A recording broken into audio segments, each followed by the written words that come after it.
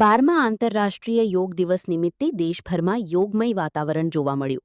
પશ્ચિમ બંગાળના કોલકાતામાં આયોજિત મુખ્ય રાષ્ટ્રીય કાર્યક્રમમાં પ્રધાનમંત્રી નરેન્દ્ર મોદીએ હજારો યોગ સાધકો ત્યાંથી યોગાભ્યાસ કરી યોગનો સંદેશ વિશ્વ સુધી પહોંચાડ્યો. આ વર્ષે યોગ દિવસની theme yoga for healthy ageing રાખવામાં આવી છે. કોલકાતાના ઐતિહાસિક રેડ રોડ ખાતે યોજાયેલા ભવ્ય કાર્યક્રમમાં પ્રધાનમંત્રી નરેન્દ્ર મોદીએ સામૂહિક યોગ સત્રનું નેતૃત્વ કર્યું. આ કાર્યક્રમમાં હજારો લોકો જોડાયા હતા અને યોગ દ્વારા સ્વસ્થ જીવનશૈલી અપનાવવાનો સંદેશ આપવામાં આવ્યો. પ્રધાનમંત્રીએ પોતાના સંબોધનમાં જણાવ્યું કે યોગ માત્ર એક દિવસની ઉજવણી નહીં, પરંતુ જીવનનો અભિન્ન ભાગ બનવો જોઈએ. તેમણે યોગને શારીરિક, માનસિક અને આધ્યાત્મિક સ્વાસ્થ્ય માટે અત્યંત મહત્વપૂર્ણ ગણાવ્યું. 21 जून का ये दिन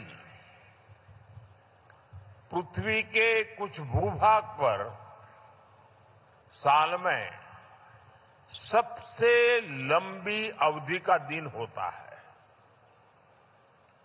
और अंतर्राष्ट्रीय योग दिवस के कारण